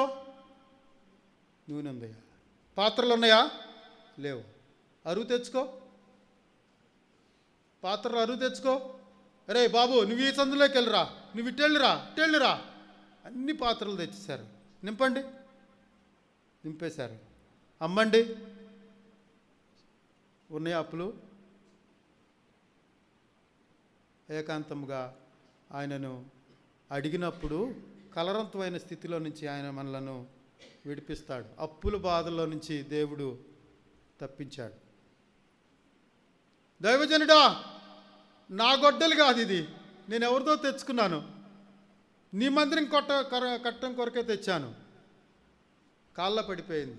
ఆడేం చెప్తా, ఆయన అడిగితే నేనేం చెప్పాలో తెలియట్లేదు. వీళ్ళు ఆశ్రయించాడు. ఎక్కడ పడిపోయింది? ఇదిగో కాలువలో. తేలేదైతే ఈదుకుంటూ తెచ్చుకోవచ్చు. లోతైన కాలువ ఎక్కడుందో తెలియదు, మునిగిపోయింది. అరవకు, డోంట్ వరీ, నువ్వు నన్ను ఆశ్రయించావు కదా, ఒక కొమ్మ నరికి దాని మీద పడే. లేచిందా? దేవుడు ఆయనను ఆశ్రయించిన వారిని తప్పిస్తాడు. కుండలో విషం ఉంది, తినలేకపోతున్నారు, చచ్చిపోతున్నాం, చావు బతుకుల మధ్యలో ఉన్నాం. దైవజనుడా, కుండలో విషం ఉంది, తినలేకపోతున్నాం. తిన్నవాళ్ళు ఇప్పటికే మెలికలు తిరిగిపోతున్నారు. పిండి తీసుకురండి, కలపండి, తినండి. విషముందా? నా కుమారుడు చనిపోతున్నాడు, నీళ్ళల్లో పడుతున్నాడు, అగ్నిలో పడుతున్నాడు, విలవిలలాడిచ్చేస్తుంది. ఏం చేయాలో అర్థం కావట్లేదు. ఎంతమంది దగ్గరకో తిరిగాడు. యేసుప్రభు ఆ మార్గంలో వస్తున్నాడని తెలిసి ఆయన పాదాల మీద పడ్డాడు. అయ్యా, నా కుమారుడు చనిపోతున్నాడు. ఇప్పటికే బతుకున్నాడంటే ఎంతో ఆశ్చర్యం. ఎన్నోసార్లు మేము లేని సమయంలో నీళ్ళల్లో అగ్నిలో పడ్డాడు, విలవిలలాడించేస్తున్నాడు. నువ్వు ఈ మార్గంలో వస్తున్నావని తెలిసి నీ దగ్గరికి వచ్చాను ప్రభువా అంటే చీపో అనలేదు, స్వస్థపరిచి పంపించాడు. ఇలాంటి వేదనకరమైన సంగతుల గుండా మనం ప్రయాణం చేస్తున్నాం. దేవుడికి తెలుసు. దయ్యం పట్టి ఏడిపిస్తూ ఉంటే తల్లి నిద్రపట్టలేక యేసుప్రభుని ఆశ్రయించింది. కుక్క అన్నట్లుగా మాట్లాడినా వదిలిపెట్టలేదు. అవును బాబు, కుక్క లాంటి దాన్నే. ఏదైనా సహాయం చేయవా? రొట్టెలు పడి తినే కుక్కలు ఉన్నాయి కదా, నేను కూడా అలాంటి దాన్నే.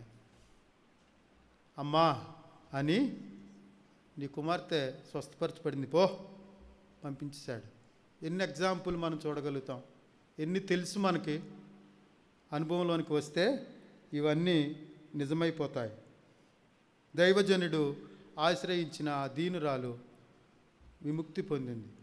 దేవుడిని ఆశ్రయించిన ఎవరు కూడా సిగ్గుపరచబడి వెళ్ళేవాళ్ళు కారు. చనిపోయిన కుమారుడు చనిపోయాడుగా, సారేపత్వ అదేనా ఆమెనా? పాత నిబంధనలో షునేమిరాయలు భర్తకి చెప్పలేదు, చెబితే వెళ్ళనివ్వడం, ఎవరిని ఆశ్రయించలేదు. పడుకోబెట్టింది మేడగదిలో, గాడిదని సిద్ధం చేయించింది, వడివడినా పంపించింది. కబురు పంపాడు. ఏమైందంటే, నువ్వే ఇచ్చావు కుమారుణ్ణి, చనిపోయాడు. వచ్చి బాగు చేశాడు. కుటుంబంలో ఇలాంటి పరిస్థితులు గుండా మనం వెళ్తూ ఉన్నాం. ఆ రోజు దయ్యాలు పట్టి అలాగున్నారులే, కనబడని దయ్యాలు ఎన్నో పట్టి ఉన్న పిల్లలు ఉన్నారు ఇప్పుడు. మానసికంగాను, భౌతికంగాను, ఆత్మీయంగాను పట్టి పీడిస్తున్నటువంటి దయ్యాలు. ఆశ్రయిస్తావా? నువ్వు ఇచ్చిన బిడ్డ ఇలా నాశనం అయిపోవటం నీకు ఇష్టం లేదు కదా ప్రభువా, అడుగుదాం ఆయన్ని. కాపాడుతాడు, తిరిగి లేపుతాడు, సజీవులుగా చేసి మనకు అందిస్తాడు. ఈ సంగతిని జ్ఞాపకం చేసుకొని ఏ ఏ పరిస్థితులు గుండా వెళ్తున్నామో నాకైతే తెలియదు, కానీ మార్గం అయితే ఒకటే, ఆయనను ఏకాంతంగా కలుసుకునే సమయం. మరొక మాటను చూద్దాం, చూడండి. మార్క్స్ వార్త 7వ అధ్యాయము 33లో. మార్క్స్ వార్త 7వ అధ్యాయము 33లో. సమూహములో నుండి ఆయన తమ్ముడు బాబు 13 సారీ. మరియు ఈ ఉపమానం మీకు తెలియలేదా? అలాగైతే ఉపమానములన్నీ మీకు ఎలాగ తెలుసును? 10వ వచనం చూడండి. ఆయన ఒంటరిగా ఉన్నప్పుడు 12 మంది శిష్యులతో కూడా ఆయన చుట్టూ ఉండిన వారు ఆ ఉపదేశమును గూర్చి ఆయనను ఎక్కడ అడిగారు? చూడండి పైన 10వ వచనంలో. మార్కు 4:10. ఏం చెప్పాను? రాంగ్ చెప్పానా? Sorry mark 4:10. ఒంటరిగా ఉన్నప్పుడు ఆయన ఉపమానాలు చెప్పాడు. వాక్యాలు ఉన్నట్టుగా చెబితే అర్థం చేసుకోలేకపోతున్నారని ఉపమానాలు చెప్పాడు. ఉపమానాలు కూడా అర్థం కాలేదు, ఉదాహరణలతో చెప్పాడు. మరి ఉదాహరణలు అర్థమైనయా? చెప్పండి, వీళ్ళకి అర్థమైనయా?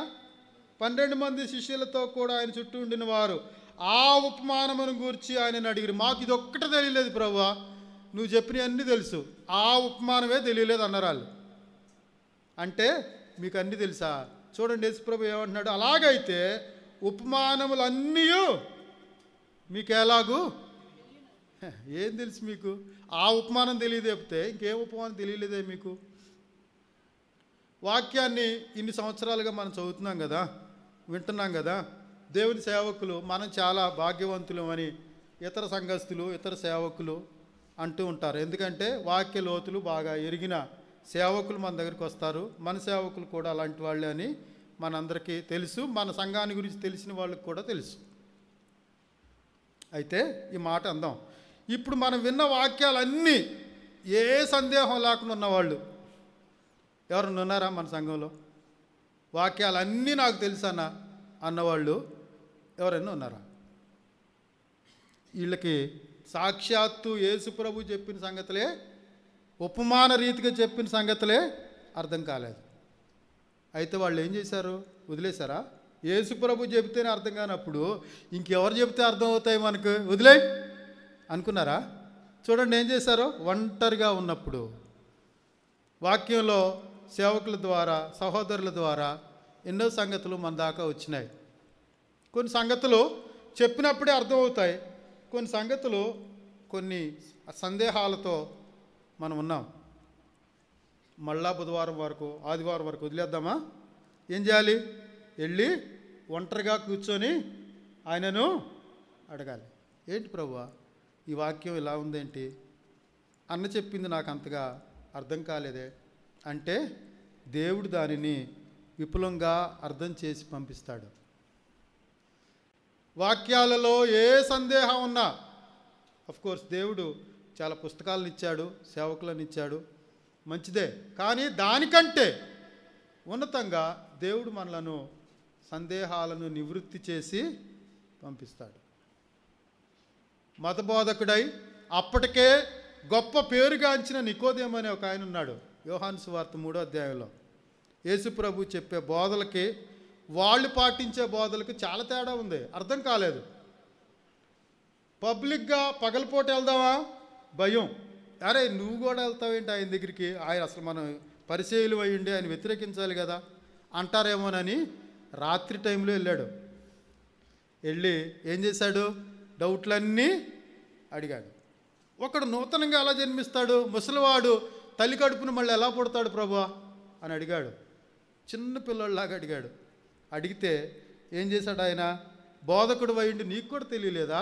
అసలు నువ్వే తెలియకపోతే సమాజంలో ఉన్న వాళ్ళకి ఎలా చెప్పగలుగుతావు అని చక్కగా వివరించాడు.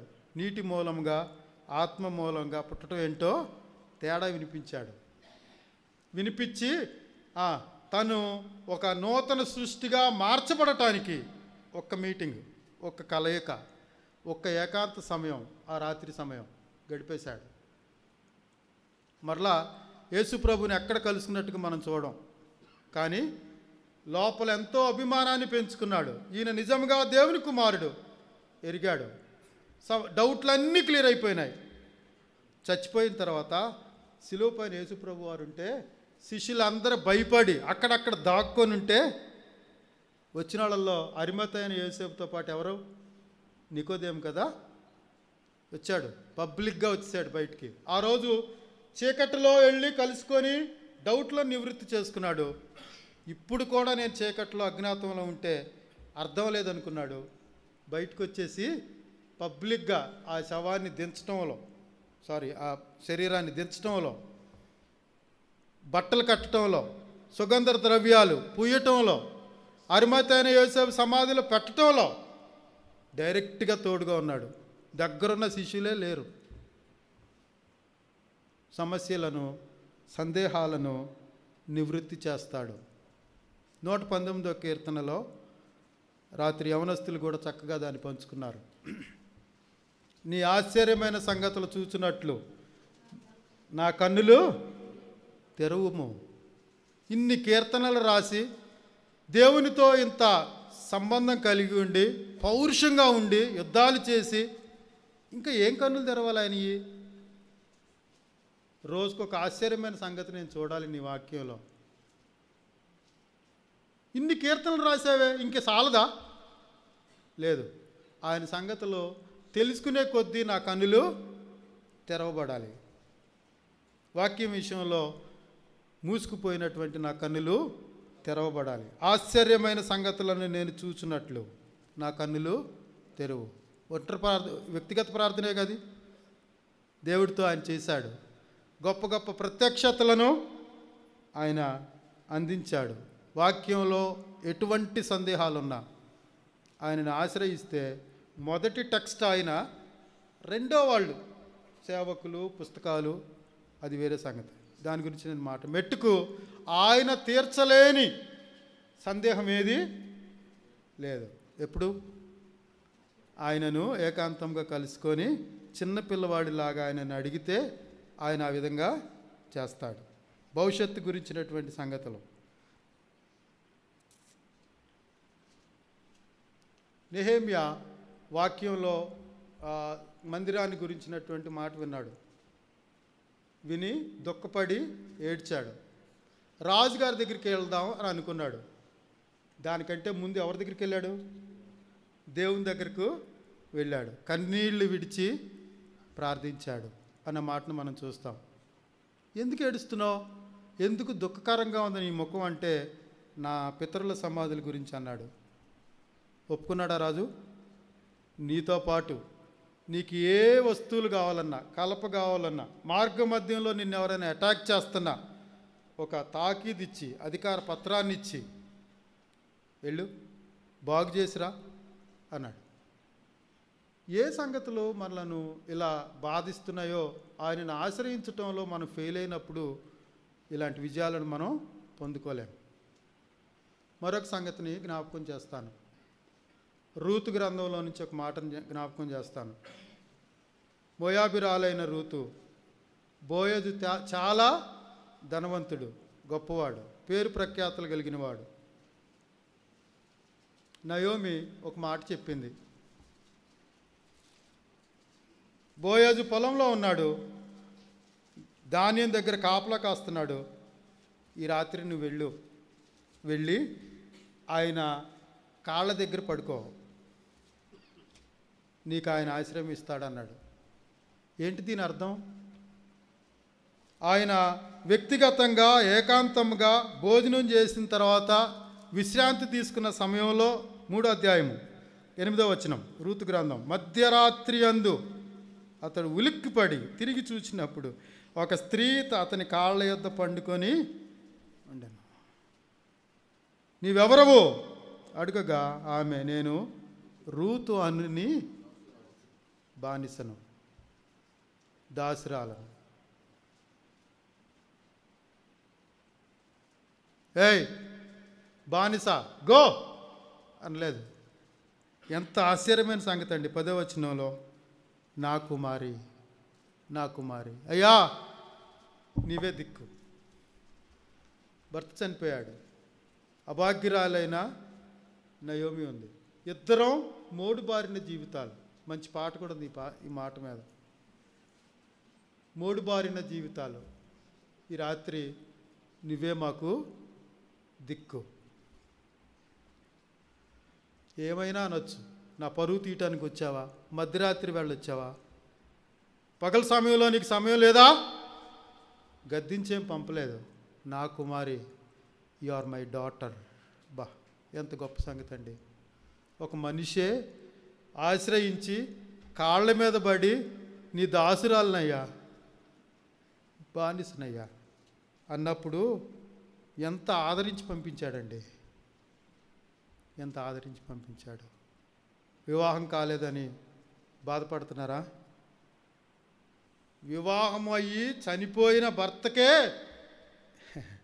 మరలా భర్త చనిపోయిన స్త్రీకే ఒక మార్గాన్ని దేవుడు చూపించాడు. అయితే ఎలా వెళ్ళింది చూద్దాం. చూడండి ఎలా వెళ్ళింది. 3వ వచనంలో 3:3 నీవు స్నానం చేసి తైలం రాసుకొని బట్టలు కట్టుకొని ఏకాంతంగా కలుసుకో. నీ ప్రభు నీకు భర్త అయి ఉన్నాడు. 3 పనులు చేయి. స్నానం చేయి, తైలం రాసుకో, బట్టలు కట్టుకో. నిన్ను చూసి జాలిపడే అంత దీనురాలుగా నువ్వు కనపడు. జాలి పడకుండానే ఉండడు. కుమారి, హత్తుకొని నువ్వు రహస్యమందు నన్ను ఆశ్రయించావు, కానీ పబ్లిక్గా జనాలందరికి కనపడేటట్లుగా నేను నా భార్యనిగా చేసుకుంటా. ఆయనను ఆశ్రయించడంలో ఎలా ఆశ్రయిస్తున్నాం మనం? వస్తున్నాం, పోతున్నాం. ఈమె ఎలా క్యాజువల్గా వెళ్ళి వాళ్ళ దగ్గర కూర్చొని మత్త చెప్పింది కాబట్టి వచ్చా అందనుకోండి, ఏమంటాడు? ఆశ్రయిస్తాడా? ఆశ్రయం ఇస్తాడా? ఆమెలో చూడగానే గుండె కరిగిపోయేంతటువంటి దీనత్వం ఆమెలో కనపడింది. దేవుణ్ణి, ఒక మనిషే అలా కరిగిపోతే దయామయుడైన దేవుడు, కరుణామయుడైన దేవుడు ఆయన పాదముల యొద్ద పడి, నువ్వే దిక్కు ప్రభువా, ఈ సమస్యలో నీకంటే నాకు ప్రయోజనకారులు ఎవరు లేరు అని ఆయన పాదముల మీద పడినప్పుడు జాలిపడ్డా. భౌతికపరమైన అవసరత, సమాజంలో తక్కువ స్థాయిలో ఉన్నదానికి, అన్యురాలైన ఆమెకు మానసికమైనది, ఆత్మీయమైనది, భౌతికపరమైనది, ఆర్థికపరమైనది ఏది లేదంటే అది ఆవిడకి అందించబడింది. ఏం కొరత ఉందో నీకు చెప్పండి? ఇన్ని కొరతలు ఉండినా దేవుడు మనకు అనుకూలంగా లేడా? అందుబాటులో లేడా? ఎక్కడో లోపం ఉంది. స్నానం చేసే లోపంలో దానిలోనో, తైలం రాసుకునే దానిలోనో, బట్టలు కట్టుకునే దానిలోనో లోపం ఉంది. అత్త చెప్పినట్టు చేసింది. వాక్యం చెప్పినట్టు చేయండి, చేద్దాం. రక్షణ వస్త్రాన్ని సరిగ్గా మాసికలు పడకుండా, మరకలు పడకుండా కాపాడుకోగలుగుతున్నామా? ఏ రోజుకు ఆ రోజు పరిమళ తైలాన్ని, వాక్యం పరిమళ తైలంతో మనకి పోల్చబడింది. రాసుకుంటున్నామా?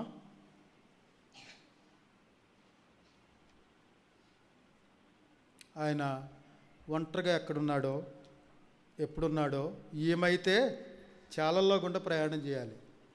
మనకు అవసరం లేదుగా, ఇంట్లోనే కూర్చొని ఉండాలి. ఇప్పుడు వరకు మనం విన్న సంగతులలో ఏదో ఒక దానిలో గుండా మనం ప్రయాణం చేస్తూ ఉండాం. అయితే మార్గం మాత్రం ఒకటే, సొల్యూషన్ అయితే ఒకటే, ఆయనను కలుసుకోవటం. ఆయనను కలుసుకొని కాదు అని వెళ్ళిపోయిన వాళ్ళు ఎవరు లేరు. నాకు నేనుగా వద్దనుకుని వెళ్ళిపోతే తప్ప ఆయనకై ఆయన పో అని పంపించిన వాళ్ళు ఎవరు లేరు. అన్నదమ్ముడు అన్న భయం 3 బ్యాచీలుగా పంపించాడు. ఒకళ్ళ బహుమతి, లేయ కుమారులు లేయ, రాహేలు కుమారులు రాహేలు, 3 బ్యాచీలుగా పంపుతూ కదా, ప్రాణంతో ఒక్కిలాడిపోతా ఇదే ఆఖరి రాత్రి అనుకొని అక్కడ ఎబ్బోక్ రేవు దగ్గర కలుసుకున్నాడు కదా, కలుసుకున్నాడు. నువ్వే దిక్కు, నువ్వు నన్ను ఆశీర్వదించకపోతే నేను వెళ్ళను. అలా వెళితే మనకు కూడా అదే ఆశీర్వాదం దొరుకుతుంది. ఒక దేశాన్ని ఆయన పేరు మీద రావటానికి ఊరికనే వచ్చిందా? నన్ను కొడితే కొట్టావు, కాలు ఇరిగితే ఇరిగింది, తుంటి నరం పోతే పోయింది, నిన్ను మాత్రం వదిలిపెట్టను. ఒంటరిగా పెనుగులాడిపోయాడండి. పెనుగులాడితే దేవుడు ఏం చేశాడు? పేరు మార్చి ఆశీర్వదించి పంపించాడు. అలాంటి స్థితిలో వచ్చిన మనం, ఆయన సంఘంలోనికి వచ్చిన మనం, ఆయన వాక్య ప్రత్యక్షత దగ్గరకు వచ్చిన మనం ఎన్నో ఎగ్జాంపుల్ మనం చూడొచ్చు. పిరికివాడై గిద్యోను గానుగు చాటున దొళ్ళగొట్టుకుంటా ఉంటే పరాక్రమం గలవాడిగా చేశాడు దేవుడు. ఒంటరిగా వచ్చి కలుసుకున్నాడు.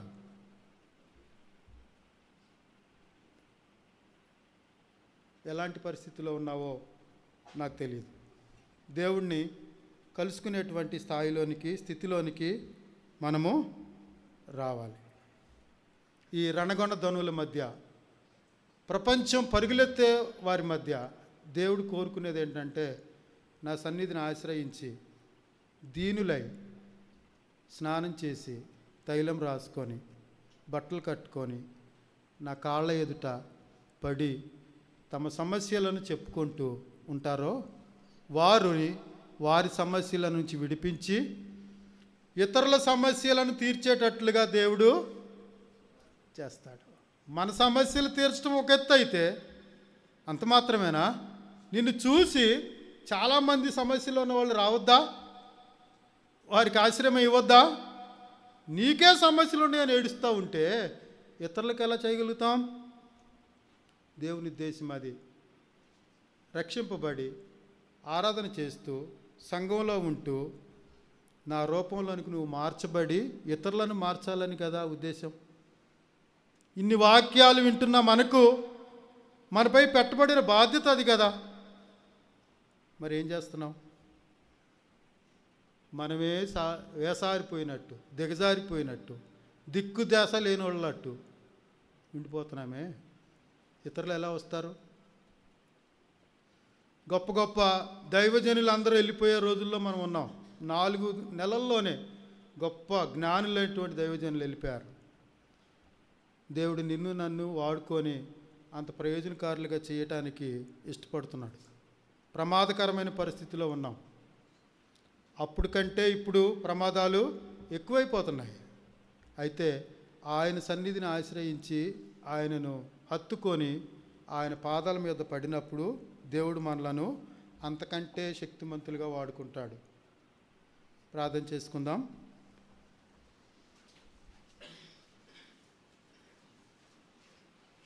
దేవుణ్ణి కలుసుకొని ఏకాంతముగా మరలా ఈ ప్రశ్న మనల్ని అడుగుతున్నాడు. ఎన్నేళ్ళు అయ్యింది? సంఘానికి వస్తున్నావు, కుటుంబ జీవితం బాగానే ఉంది, వ్యక్తిగతంగా ఆయన కలుసుకున్నావా? నీ సమస్యలన్నీ ఆయనతో చెప్తున్నావా? ఆయనకేం తెలియకేం కాదులే, నువ్వు చెబుతావా లేదా అని ఎదురు చూస్తున్నాడు అంతే. దీనురాలై నువ్వే దిక్కు అని పాదముల యొద్ద పడితే ఎంత గొప్ప మాట అన్నాడండి. కుమారి అని పంపించాడు. అవమానాన్ని సిగ్గును మేలుకరంగా మార్చే దేవుడు. ఆయనను ఆశ్రయిస్తావా? ఆయన పాదముల యొద్ద పడతావా? వాక్యం అర్థం కావట్లేదయ్యా, రూపాంతర అనుభవాలు నాకు లేవు, పునరుద్ధాన శక్తి నాకు లేదు, ఎన్నో మూసుకుపోయినటువంటి ద్వారాల మధ్యలో నేనున్నాను, అంధకారమైన స్థితిలో నేనున్నాను. తెరవబడతావు. ఆయనను ఆశ్రయిస్తావా? మీకు వినపడేటట్లుగా చిన్న ప్రార్థన. సోదరులారా, ముగించుకునే సమయానికి మనం వచ్చాం. ఆయనను ఆశ్రయించుదాం, ఆయన పాదాల మీద పడదాం. మన హృదయాలను విప్పి, నోటిని విప్పి నీకు వినపడేటట్లుగా చిన్న ప్రార్థన చేద్దాం. ఎవరు మౌనంగా ఉండవద్దు. ఆయనతో ఏకాంతమైన సమయం గడిపి ఎన్నాళ్ళు అయింది ప్రభా, ఎండిపోయినట్లు దాన్ని అయిపోయాను, ఓటమి పాలైపోయాను, మోడు బారిన జీవితం అయిపోయింది, నా కన్నులు తెరవబడటం లేదు, నిన్ను ఆశ్రయించాను ప్రభా. అదిగో ఈ భక్తులందరినీ ఆశ్రయించి పంపించావే, ఆశీర్వదించి పంపించావే, ఈరోజు నన్ను కూడా ఆశీర్వదించి పంపిస్తావా? చిన్న ప్రార్థన చేయండి. యవనస్తులారా, నీ భవిష్యత్తు గురించినటువంటి భరోసా ఆయన పైన వేయండి. జ్ఞానం ఇచ్చి నిన్ను నిలబెడతాడు. దానియేలు బహుప్రియుడిగా అవ్వటానికి కారణం ఏకాంతమైన సమయమే.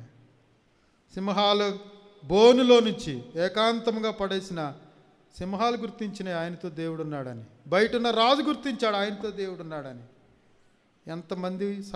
ఎంతమంది ఉదాహరణలు మనం చూడొచ్చో. చిన్న ప్రార్థన చేద్దాం, ముగించుకుందాం. ఎవరు మౌనంగా ఉండవద్దు. దేవుడి వాక్యాన్ని మన దాకా తీసుకొచ్చింది ఆయనతో ఒక మంచి సంబంధాన్ని కలిగి ఉండటమే.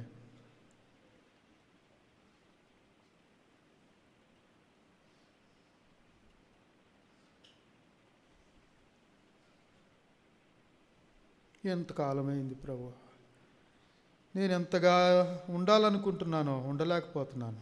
ఓటమికి కారణాలు ఏంటి ప్రభు? జయం చూసానన్నాళ్ళు అయిందో, పైకేదో అలా ఉన్నాను కానీ లోపల అపరాధ భావం, ఓటమి భావం నన్ను బాధిస్తున్నాయి ప్రభు. విడిపించవా?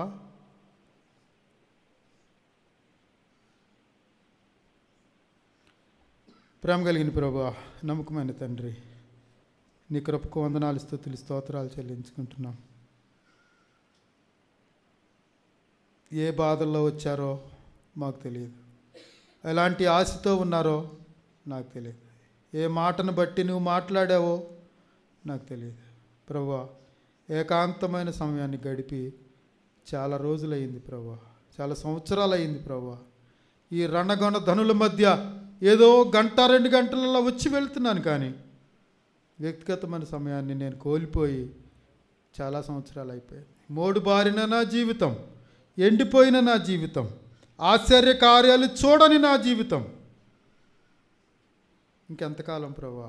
దారిని పోయే వాళ్ళు నేను ఆశ్రయిస్తేనే నువ్వు వారికి మేలు చేసి పంపించేశావు. నీ బిడ్డనైనా నాకు చేయవా? ఈ దీనురాలను, ఈ దీనుడను కరుణించవా? ఈ యవనస్తుడను కరుణించవా? ఈ సండే స్కూల్ పిల్లలను కరుణించవా? మా భవిష్యత్తును ఆశీర్వదించవా? మమ్మలను మాకు ఆశీర్వాదకరంగాను ఇతరులకు ఆశీర్వాదకరంగాను చేయవా ప్రభువా? నీ పాదములు పట్టుకుంటున్నాం, నిన్ను ఆశ్రయిస్తున్నాం. ఎన్నో మేలులను చేస్తున్నా నీవుకు విశ్వాసంగా బ్రతికే విశ్వాసం లేని వాళ్ళం ప్రభువా, అవిశ్వాసులుగా బ్రతుకుతున్నాం ప్రభువా. మాకు మేలు ఇతరులకు మేలు అన్నట్లుగా లేకుండా, మాకు మేకు కీడు ఇతరులకు కీడు అన్నట్లుగా బ్రతుకుతున్నాం.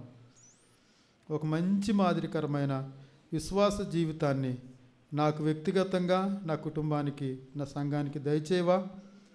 నిన్ను చూపించే బాధ్యతను, భాగ్యాన్ని మాకు దయచేవా? ఎంతరైతే ప్రభువా నీ వాక్యాన్ని విని హృదయంలో కరిగిపోయి నలిగిపోయి నిన్ను ఆశ్రయిస్తున్నారో, నీ కొరకు ఏకాంత సమయాన్ని కలిగి ఉండాలని తీర్మానం కలిగి ఉన్నారో వారిని ఆశీర్వదించి పంపించండి. మరలా కలుసుకొని పర్యంతం కృప చూపించండి. నీ తోడును, నీ యొక్క సన్నిధిని ఎప్పటికీ ఉంచండి. నీకు బహుప్రియులుగా ఉండే కృపను దయచేయండి. మరలాక సంఘంగా కలుసుకుని పర్యంతము సహాయం చేయండి. మార్గ మధ్యంలో తోడుండండి. దూర ప్రాంతంలో ఉన్న నీ సేవకుల కుటుంబాన్ని మంచి ప్రయాణాన్ని ఇచ్చి మా బతికి తీసుకొని రండి. వాతావరణాన్ని మీ అదుపులో ఉంచుకోనండి. నీ చిత్తమైతే మరలా మేము కలుసుకొని సమాధానంగా, సంతోషంగా, ఆనందంగా, భౌతికంగాను, మానసికంగాను, ఆత్మీయంగాను ఉల్లాసంగా ఉండే కృపను దయచేయమని ప్రార్థన చేస్తూ, ఈ సన్నిధికి వచ్చిన ప్రతి వారిని మీకు అప్పగించుకుంటూ వారిని మీరు విడిపించి స్వతంత్రులుగా చేసి పంపించండి అని ప్రార్థన చేస్తూ, మా ప్రియుడు, మా రక్షకుడునైనా యేసుక్రీస్తు వారి నామం ద్వారా ఈ ప్రార్థన చేసి అడిగి వేడుకుంటున్నాం తండ్రి. ఆమేన్. అందరికీ వందనాలండి. సమాధానంతో సెలవు తీసుకుందాం.